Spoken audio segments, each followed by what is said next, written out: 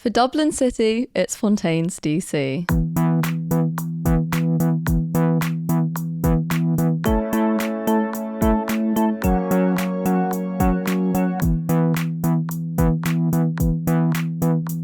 Welcome to this episode of Six Notes or Separation. If you're new to the podcast, here's how it's going to work. Every episode, I dive into an artist, exploring their lives, their music, scandals, everything from birth to success to maybe potential failures. But to keep things fun and fresh and to keep you all on your toes, I've put my own little twist on things. Yes, I have indeed. Based off 6 degrees of separation, we've gone for 6 notes. What is it that connects this artist to last episode's artist? Is it a producer in common? Is it a label they're both under? Is it an online feud, a relationship history, maybe a friendship? Truly anything goes as long as there's a link. So without further ado, I'm going to be diving into the life of a band who may have single-handedly saved Irish music. A big claim, I know. Though their rise to success has been consistent and gradual, it's the weight of their music and the themes that they sing about which has left such a mark on fans across the UK. From no shows at pubs to headlining parks, this is the rundown of Fontaines D.C. But before we go back in time to where it all began for the boys, it's time to reveal the link between this episode and last episode's The Weekend. Now, this link is one that I really enjoyed because it's quite unusual and it's something that's very different to previous links I've explored. Where The Weekend and Fontaines cross over is through the David Lynch and Peter Ivers song In Heaven, also known as the Lady in the Radiator song.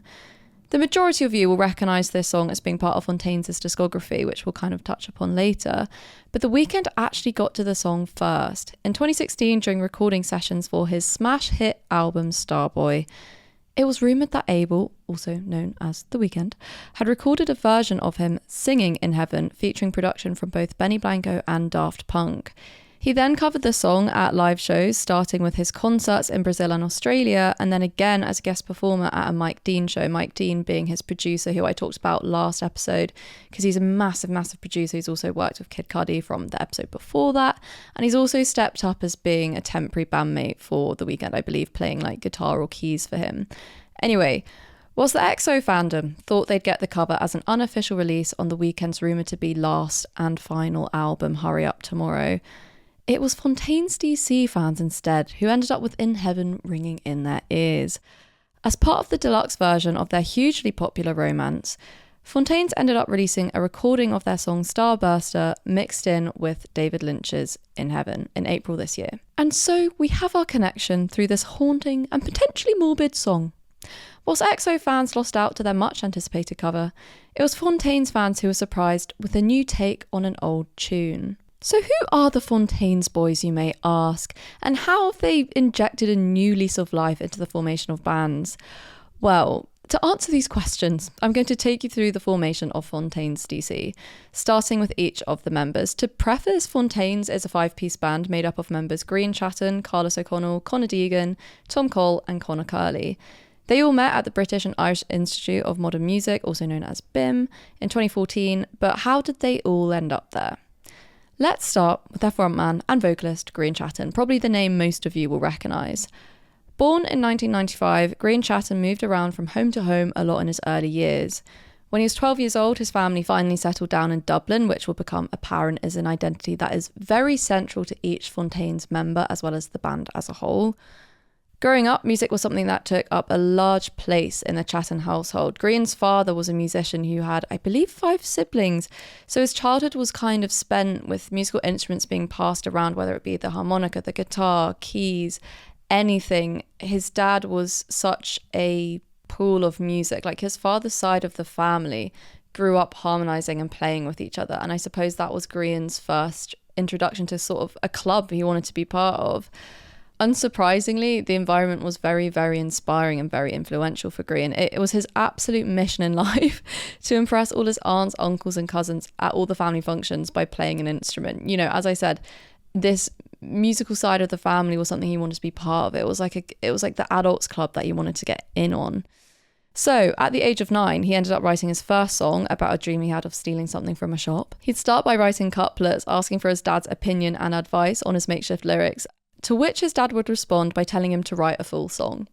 Although it may seem harsh and a bit like tough love, Grian has kind of reflected that he was really grateful for that because it pushed him to be better and try and impress his dad, which inevitably made his lyrics into a full song. In terms of any musical influences Grian had outside of his immediate family, he does recall a late school night where his mum beckoned him into the kitchen to sing and dance with her after she just bought The Cure's The Greatest Hits CD. For him, that was one of the first times he really fell in love with music and sort of had a realization of like, oh, I want to do this for the rest of my life. And so that's how things really began for Chatton. Despite struggling to make friends at school, it was his music that kept him afloat and ultimately got him in the social circles he sort of struggled to otherwise get into. By the time he was 18, he went to study music further at BIMM in Dublin, and that, my friends, is how he met the rest of the boys. Next up is guitarist Carlos O'Connell, whose taste in fashion and pink hair has probably made him the second most prominent figure in Fontaines behind Grian. He was born in Spain and grew up in Madrid, the only member of Fontaines who didn't grow up in Ireland. But fear not, for he was no stranger to Irish culture. Being born to an Irish mother and Spanish father, Carlos visited Ireland every year to visit his extended family, and his mum was committed to keeping Irish traditions very much a key part of Carlos's childhood.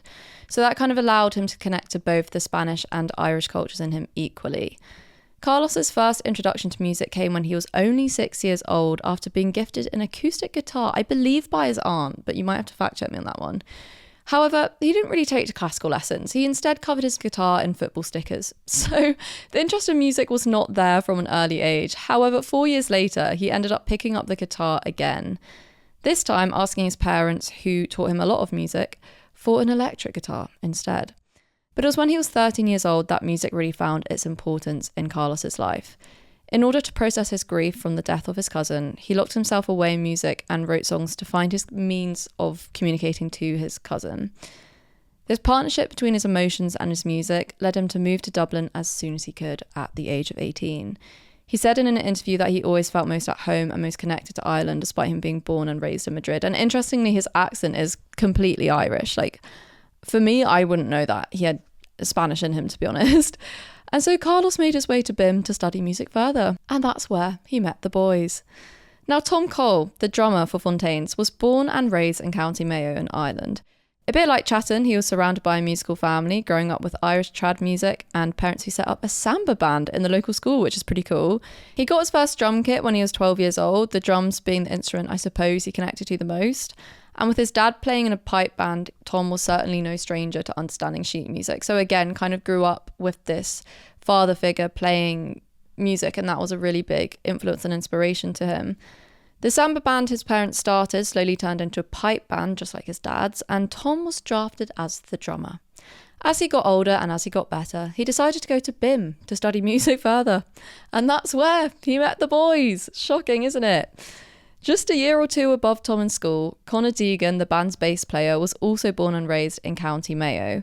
He was always into English at school and loved writing amongst listening to people like Bob Dylan and Metallica, so quite a drastic range there. He took up the guitar when he was 12, but perhaps only saw it as a hobby, for he went to Dublin's famous Trinity College to study science when he was 18. Bit of a rogue on that one. Unlike his bandmates, Deegan didn't leave school to pursue music right away. After a year at Trinity, which I can only presume was very unfulfilling and perhaps a little boring for him, Deegan decided to go to BIMM, and that's where he met the boys.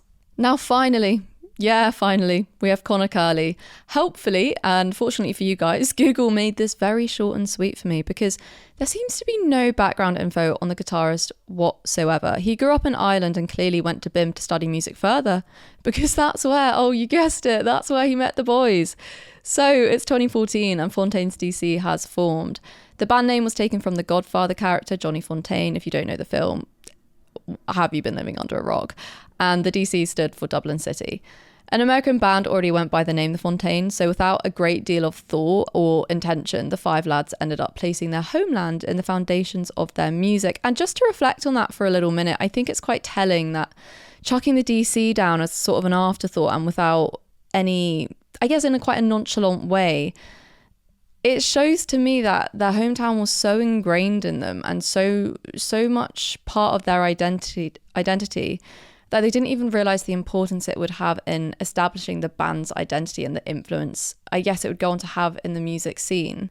So, to recap for you all, we've got Grian Chatton, the vocalist, Carlos O'Connell, the guitarist, Tom Cole, the drummer, Connor Deegan, who I'll refer to as Deegan, the bassist, and Connor Curley, who I'll refer to as Curley, the guitarist, who all met at BIMM. They didn't just bond over music though, it was their love for both music and poetry that actually ended up putting them all together and thus forming Fontaines D.C. A fact that I love is that the boys actually released 2 collections of poetry before even doing music together. One collection was called Vroom and another called Winding. None of the poems were actually turned into songs in the end, but their song Television Screens, which is from their debut album Doggerel, did actually start out as a poem to begin with. So moving on to 2017. Fontaines D.C released their first song Liberty Bell, which was based off a neighbourhood in Dublin called the Liberties. And this again is something that became very central to Fontaines' music. They became known for making music that was very Dublin-centric and that very much embraced their Irish upbringings. Their songs were love letters to their country, covering everything from politics to suffering to anger to its beauty. And again, that was rare. I think getting this sort of patriotic Irish music where the songs weren't really about the band members' lives but about their city was new and it was fresh and people loved it. You know, what's so great about Fontaines is they didn't talk about Dublin or Ireland to make a political statement or to try and be different. They didn't try to be different. They just wrote about it and talked about it because it was so ingrained in who they were and it was just part of them, you know? Anyway, Liberty Bell was released and it became very, very popular with the local community. You know, they started doing gigs in pubs and grabbed the interest of a few faces. In 2018, they released their next single, Checkless Reckless, which caught the attention of music magazine Stereo Gum, who named Fontaines as a band to watch. I mean, considering the success the band has gone on to have, I bet the Stereo Gum team are pretty chuffed with themselves with that. Like, to have the early eyes, the early beady eyes on Fontaines, that's quite a claim to fame in itself. Later that year, Fontaines D.C played at Ireland's biggest music festival, Electric Picnic. Obviously, they did not live it large on the main stage, but they did receive rave reviews from their little set on one of the smaller stages. And these reviews must have been giving them their flowers. For just 2 months later, they were signed to Partisan Records, a label who's also signed the likes of Cigarette After Sex, Ezra Collective, Idols, Laura Marling, so many more famous people. Off the back of this signing, they toured the UK as an opening act for the post-punk band Shame, admittedly not a band I've heard of, but they also received a grant from the Irish Arts Council and RTE2FM, which is sort of the Irish equivalent of the BBC, to tour internationally. So it's April of 2019 and their debut album Doggerel was released, the title being an homage to an old type of poetry called doggerel, which is pretty fitting considering the band's beginnings, you know, considering the band's poetic beginnings. And actually, this is something that Fontaines are very good at. The titles of their albums and their works are very, very meaningful and are very nuanced. And they hold a lot of weight, not only to their music, but also to who they are and kind of where they are as a band. It's something I'll go through as we hit each album. I'll sort of explain the meaning of the titles, but it's just another insight into the sort of quality and intention Fontaines work with. Like, they make music that holds a lot of intention. So they released Doggerel, a nod to poetry and a nod to Ireland, considering the style of poetry historically had been used quite a lot in Ireland in times of social and political unrest. It received a 5-star review from The Guardian and praise from NME and The Times, their patriotism and Irish accents being hailed as refreshing.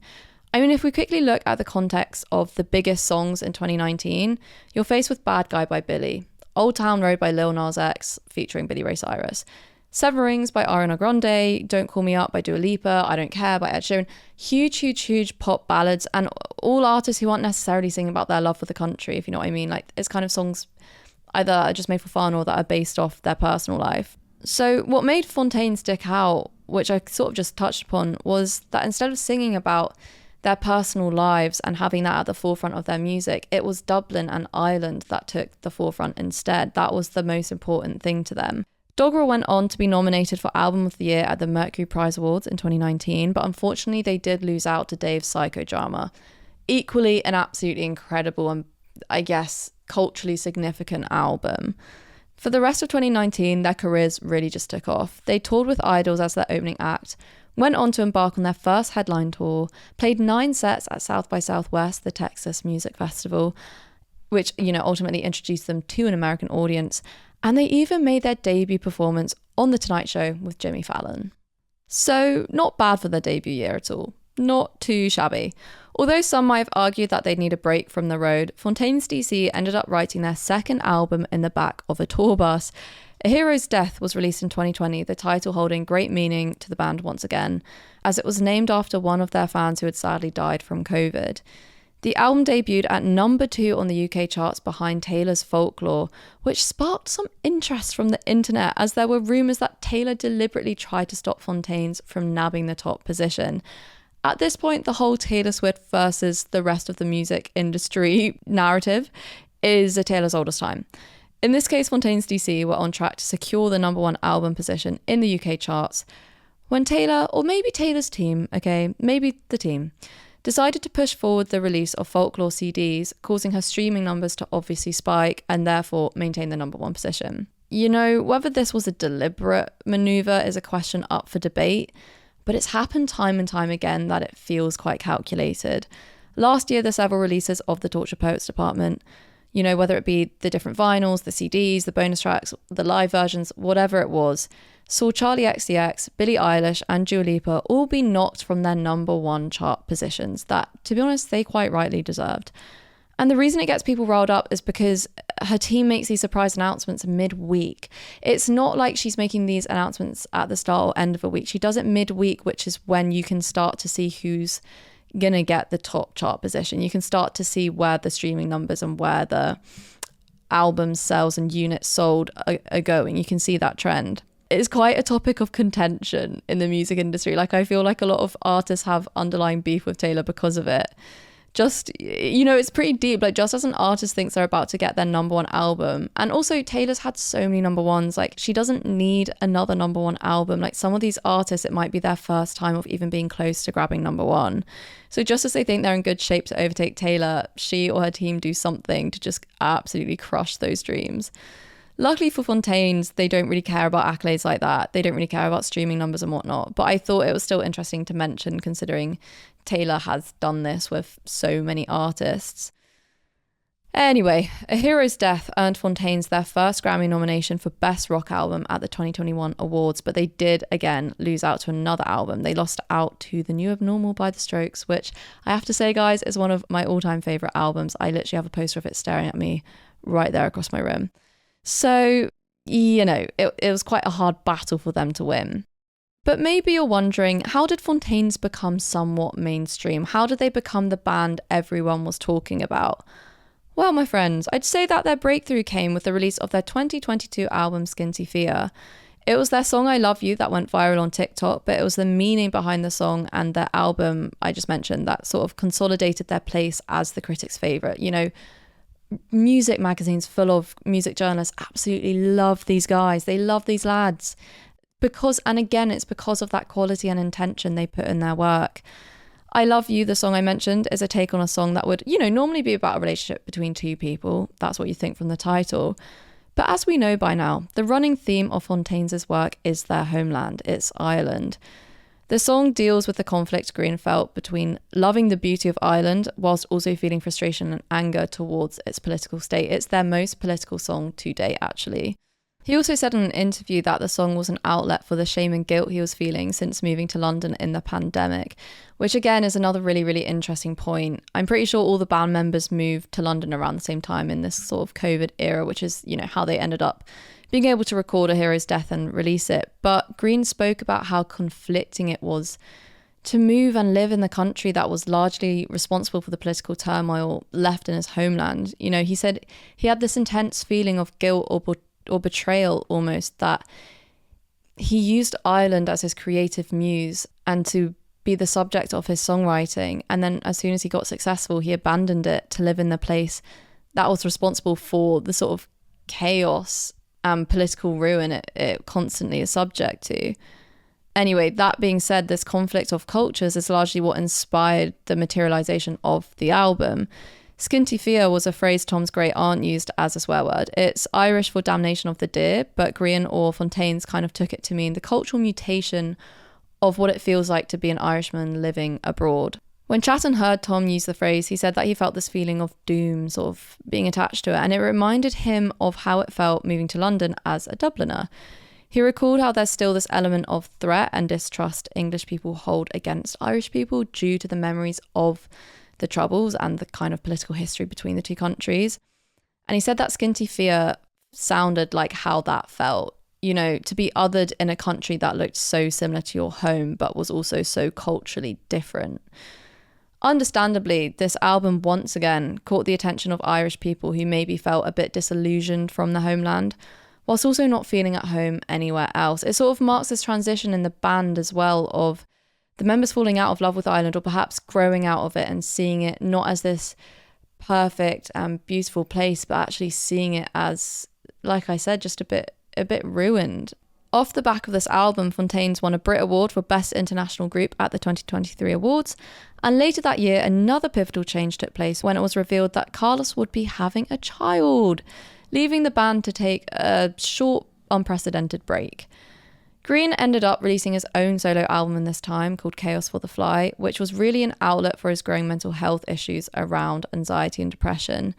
Things started to get a little shaky in 2019 with the constant touring and living out of a tour bus. You know, not only did the bandmates lose a sense of what was really home, but they also started to take to drinking. And Grian, being the frontman, became very emotionally drained from his performances. He would have to conjure up quite unsettling thoughts to get the emotion across in the songs he was singing. You know, songs that were about conflict or distress or whatever it may be. He would have to think about those things because he believed he needed to put his absolute all into the performances. Interestingly, he also said in an interview that he started having fits of rage and anxiety attacks because he was suppressing his success. You know, he had so much fear about the fame and money changing him and, you know, making him entitled and privileged that he actually tried to block out everything the band was doing and all the achievements the band was gaining. He would get on stage and he wouldn't let himself be amazed by the fact he'd have a huge crowd. He wouldn't let himself be amazed at the venues he was playing. And again, all of this was really let go of, and all of this was channeled in his album. His solo work was really an outlet for all of that. And honestly, thank God that album did happen, and thank God Fontaines did go on a break, because when they came back in 2024, they came back better than ever. So, to take us up to date from 2024 to the present day, I've enlisted fan Tristan to join me as we talk about what it was about Fontaines' album Romance that changed the game for them. Why did it see them grow from national to international recognition? We'll also be touching upon the influence Fontaines had in sparking a rise in Irish music, you know, zooming out a bit more holistically on things. And later we'll dive into the reach the band has had across the pond. One question I've been wanting to crack is what keeps Irish bands from breaking through in the US? Now, lucky for us, we've got Tristan to help answer that. Tristan, thank you first of all so much for joining me on the podcast. It's great to have you here. Thank you. I'm so glad to be here. Oh, of course. Yeah. For people that don't know, you've been, dare I say, a fan of the show for a little while. Just a little bit. I reached out like 3 or 4 months ago and was like, hey, here's some of my favorite artists. If you ever do anything, let's yeah, collaborate. And literally the whole time, like, I was just diving into this sort of like hip hop scenes of things, and I don't believe like the artists you named were hip hop artists. So I was like, it's not the right time. And then finally we stumbled upon Fontaines, and here you are. Yeah. So it's great to have you on. You managed to connect The Weeknd and Fontaines in the most interesting of ways. In the most roguest and you know, Reddit sort of came in clutch, and then I was like, is this fake news? And then I realized, no, this is real. Like, they really did try and both cover that David Lynch song. So there we go. It was the same song. It was the same song, yeah. Okay. Yeah, In Heaven, the lady in the radiator song. Yeah. And I've been on a big David Lynch kick lately, so it also worked out perfectly. Absolutely perfect. So for the listeners who don't know who you are, can you explain a little bit about yourself and how you first became a fan of Fontaines D.C? So I'm the lead interviewer at Televised Magazine, so I get to interview some artists all the time. It's so very fun, very exciting. Very cool. I became a fan of Fontaines because earlier in the year I was trying to do a project where I listened to one album every day in 2025. It did not succeed, but I got far enough in to listen to Romance on Valentine's Day because I wanted to get around to it when it came out last year, because I was like, this album cover just looks cool. I don't know these guys. Yeah. But it came out within like a week of Imaginal Disc by Magdalena Bay and Short and Sweet by Sabrina Carpenter.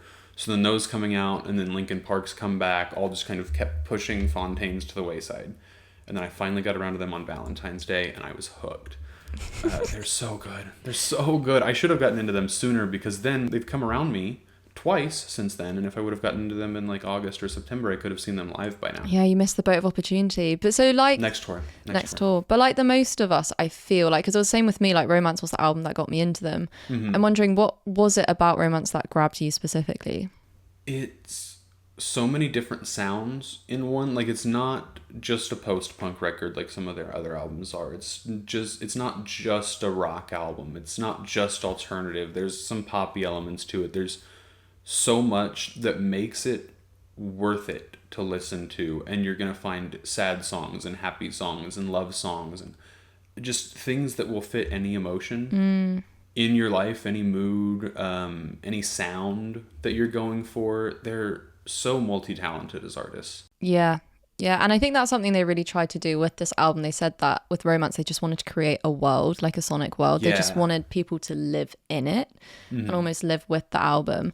And interestingly, with this album, I mean, I'm sure you'll know this because you're a music nerd like me, but they actually changed label and producer. So they went from Partisan Records to XL Recordings. And then they also changed from Dan Carey, their original producer, to James Ford, who really interestingly worked with the likes of upcoming bands at the same time. Like James Ford has worked with The Last Dinner Party and Black Country New Road. So these new kind of hype bands. So I thought it was quite interesting that they got him specifically to work on Romance and kind of give, I guess, a new direction in terms of their sound. So presumably you've listened to the rest of Fontaines DC's discography. So did you see a change in their sound with Romance, and did you find yourself gravitating towards it more than their other albums? Like, do you think James Ford had quite a big influence in making you enjoy Fontaines' music more than their past stuff? I would say yes, only because their music has gone a lot more global, if that makes sense. So you listen to Doggerel and you can tell, like, these are guys from Dublin singing about Dublin, their experiences in this beautiful city. And then A Hero's Death is kind of expanding on that, more of like Europe as a whole. And then you can just hear the influences change, because also around the time of Skinny Fia, they were living in Los Angeles for a time. So it's helped the sound to become more of a global thing and more of a interesting mix of cultures and sounds, rather than just a still very beautiful personification of the Dublin sound, but just something a lot larger. Yeah, it's kind of almost a more expansive album than what was originally quite Dublin-centric.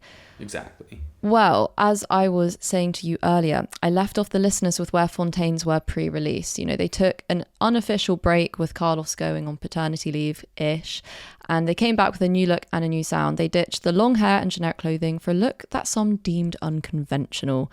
Carlos rocked pink hair, Grian sported a leather kilt, Deegan went blonde, and members wore hair clips and sunglasses to break the kind of post-punk label they've been boxed into. So do you think this had an effect on Fontaines reaching an American audience? Do you think the fact that they suddenly, I guess, looked maybe a bit more interesting and looked a bit more alt, did that grab people's attention? I would say so, because in the US right now, pop music is dominating. And pop music, well, great, tends to have one look. Or one set of looks, you know, and there's not many people that break apart from that.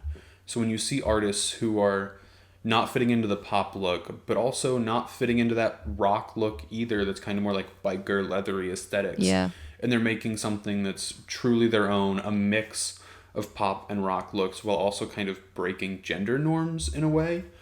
I think it invites a whole new group of people to just take a look, whether they're going to become full fans or super fans or anything. If you see a poster that's like Fontaines D.C live in Chicago in 2 weeks, and you see that these guys that look the way they do in such a unique and charismatic way, you're gonna at least want to listen, right? Yeah, and it's really funny that you say that, because over here the reception was very divided. A lot of people didn't like the fact that they felt like the essence of Fontaines was slightly lost. You know, they kind of complained that the band had drifted too much from their roots, and I guess were trying to appeal to the masses rather than stick to their Irish look. What I thought was fantastic, though, was Carlos's response to all the negativity. He said that the fact their new direction was seen as breaking the mold proved exactly why they had to change, because he was like, there shouldn't have been a mold put there in the first place. Like, we shouldn't have to have a mold to even break out of. And the fact that people think that what we're doing is, unconventional is the problem. But I don't actually think it was the new look and new sound that were the only reasons why Fontaines broke through last year. I think it was actually largely to do with where, as you just mentioned, pop was in the summer. It just went so astronomical. You had Chapel's rise with the rise and fall of a Midwest princess. You had Charlie's Brat, obviously. You had Sabrina Short and Sweet. And these were all really interesting pop albums. They all had something interesting to say. They were all... I'm not trying to pit the musicians against each other, but it wasn't like Taylor Swift, Gracie Abrams coded, where the songs are very structured to an extent where it kind of all sounds the same. Like, these were all records that had such diversity and eclecticism on them. So do you think this album was brought to the attention of an American audience because it kind of fit that realm? It fit that world of being very eclectic and very forward thinking? I think so, because we're seeing people grow more towards wanting to listen to a diverse realm of music. Whereas you did mention Taylor Swift and Gracie Abrams, who are both phenomenal and talented artists in their own right. And successful. And very successful. But their music sticks in... It knows its lane and it sticks in it, But you listen to Chapel Roan and The Subway is beautiful. I think it might be her best song. I agree. Post Midwest Princess so far. I agree. But then right before that we had The Giver, which is a country song. Even with Sabrina, there's Slim Pickens, which is loads a of country song. elements on there. Collaborated with Dolly Parton. Brat is boundary breaking in many ways. Yeah. And then Fontaines is also over here doing the same thing, expanding beyond post-punk, beyond rock, beyond alt.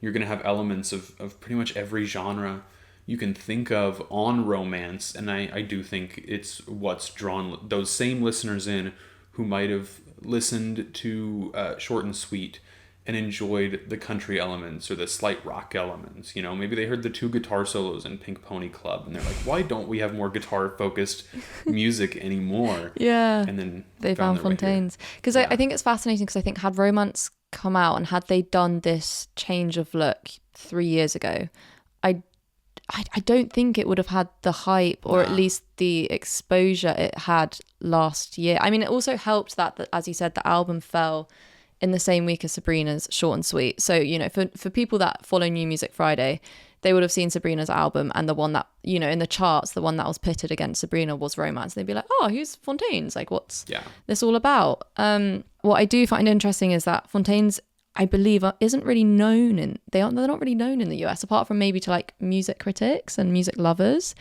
with Romance only charting at number 97 in the charts over there, I think. Whereas obviously here it was the number 2 album against Sabrina Short and Sweet. So I'm kind of curious to ask you, why do you think that is? Why do you think there isn't the same audience in the US as there is in the UK? I think it's because we have so many pop stars here. We've got Billie, we've got Olivia, Taylor, Gracie, Sabrina. Pop is the dominant genre here right now. Which is fine, because when pop is good, it's great. Yeah. Whereas in the UK, you guys have Dua Lipa, but at this point she's global. Yeah, I would say she is a global artist. She never feels British. I don't know. Yeah. She never feels UK centric. Yeah, she also equally claims her Albanian heritage. Yeah, with exactly. her British heritage. So as far as UK centric pop stars, there's Robbie Williams. Yeah, but he's kind of gone by. We have smaller ones. We have Miles Smith, who's kind of a UK pop star on the rise. We have Ed Sheeran. So in the US, pop is so dominant that it's hard for other genres to break through, outside of maybe rap a little bit. But in the UK, pop is more just mixed in on an even level with some of the other genres. So it's easier for some of these artists to grow and get big.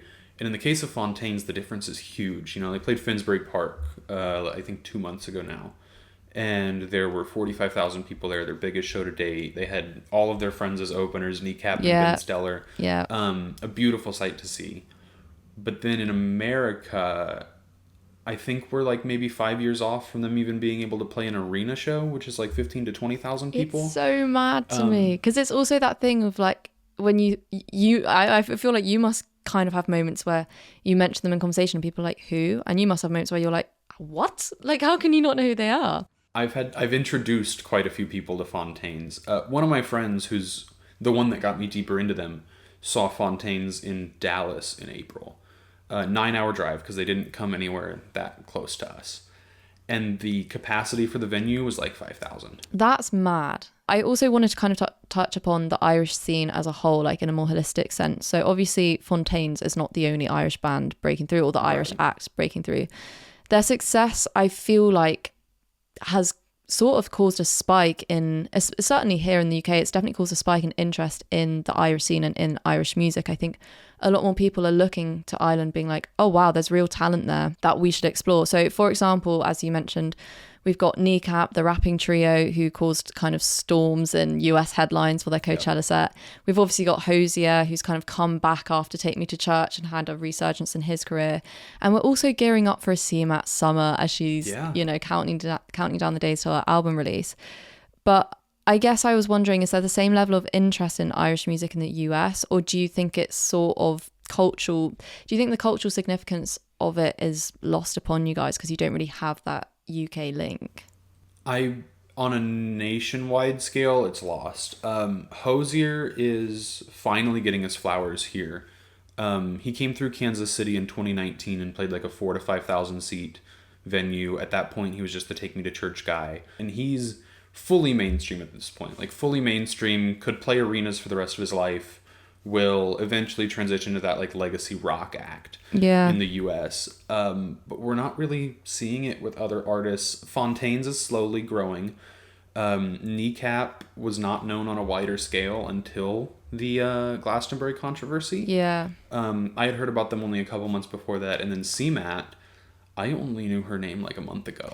That's as someone who's involved in and you're music, someone who really knows their stuff. I guess that really kind of wraps up this segment that I want to talk about in terms of the US relationship to Irish music. Because I feel like with the UK, there's obviously a lot of history there, and there's a lot of... Yeah, and in the US, you're not going to really learn that history between the UK and Ireland. Yeah, exactly. So that's why I was interested about that. It's brushed upon in like world history class.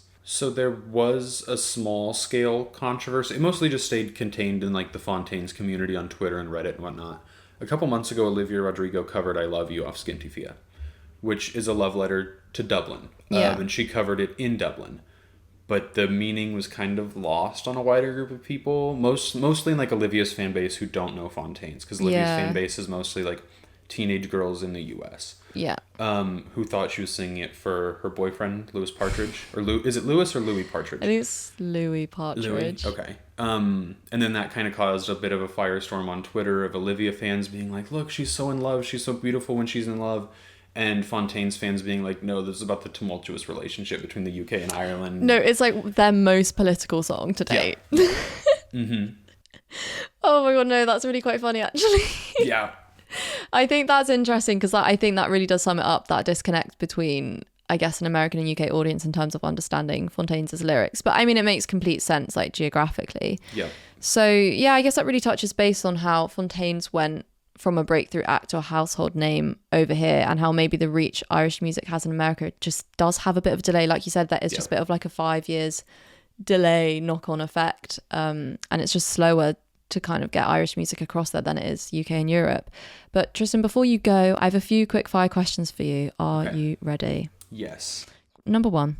What's one song by Fontaines D.C. you think everyone should listen to?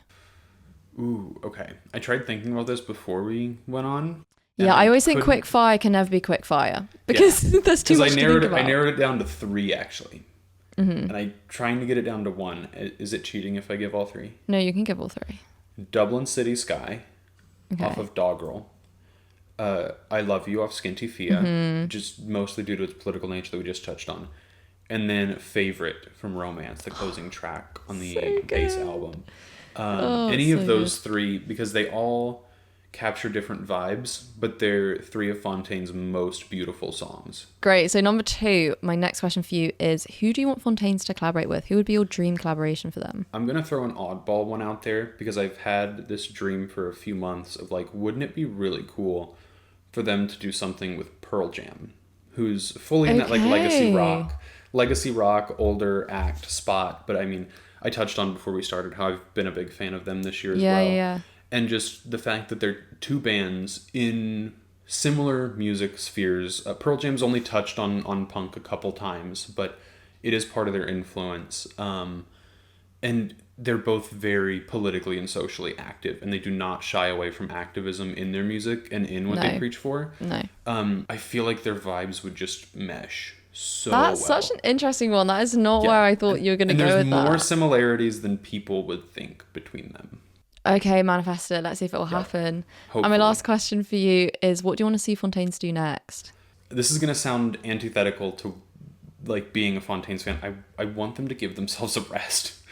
Like, because the success of Romance was very unprecedented. Yeah. They've skyrocketed in popularity, and it's my fear that they would have an issue of like what happened with Guns N' Roses after Appetite for Destruction, where they're just skyrocketed to fame and they can't capitalize on it. They're touring for so long that they're burning themselves out, or they're forcing themselves to put out music that they don't want. I would like to see them like take 6 months to a year off and then work on something truly Fontaines in a way that maybe we haven't seen yet, something maybe a bit more into the minds of the members and more personal. Rather than being all about, well, majoritively about Ireland. And you know what? That is just the answer of a true fan. That is the answer of a true fan. Because also we all know what happened with Grian in like 2023 releasing a solo album. That was a release for like a build up of being burnt out and being emotionally drained. And I really do agree with you where I feel like Fontaines do feel like a band that would just announce that they're done. I don't see them. We touched on the Strokes a little bit before we started, but Julian's been kind of in this spot of like wanting to focus on the Voids, but the Strokes makes the money, and he's torn, and he won't give up the Strokes, and they keep making slow comebacks. Is there ever going to be another album? I don't want to see Fontaines in that spot. Interesting. Oh, such fantastic answers. Well, that's all there is to the pod. Thank you so much for wrapping it up with me. Thank you for having me on.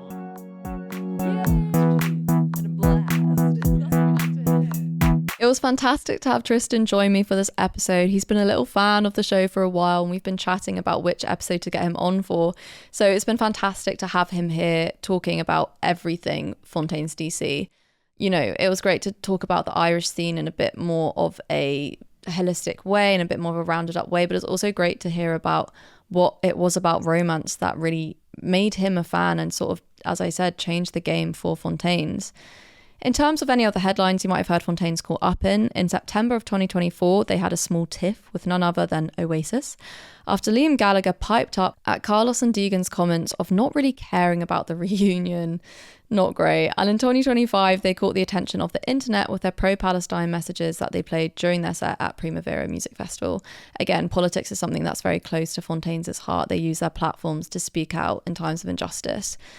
And again, that's what gets them a lot of respect. But other than that, they're a band where their music really speaks for themselves. They don't need any controversies or big online personas to grab people's attention. They just need themselves, their homeland, and their love for music. So, to conclude, although Fontaines DC might be a band that's yet to reach global success and recognition, the accomplishments they've achieved at home has cemented their title as bearing responsibility for a rise in attention to Irish music. In 2017, they played their first headline gig in London to 10 people at a pub in Finsbury Park. Their music striking a connection with so many that they were able to sell out the Finsbury Park to 45,000 fans 8 years later. Despite the band members feeling estranged from their homeland now, with their time in England leading them to coin the phrase Skinny Fia, you know, that feeling of being othered as an Irishman in another country, one thing that remains constant for the boys is the pride and love they have for Ireland. What keeps Fontaines fresh isn't just their skill and ability to break the mould, it's their undying love for the home they can also see as broken. They didn't make music for themselves, they made music for Dublin City. And that, my friends, is really what makes Fontaines DC a 6-person band. Grian, Carlos, Tom, Deegan, Curly, and Dublin. Thank you all so much for listening. If you want to keep up to date with all things Six Notes or Separation, or you'd like to be a future fan on the show, make sure to follow us at Six Notes Podcast on Instagram and TikTok. And as always, I'll be back very shortly with another episode on another artist, where we'll be exploring the connection between them and Fontaines DC.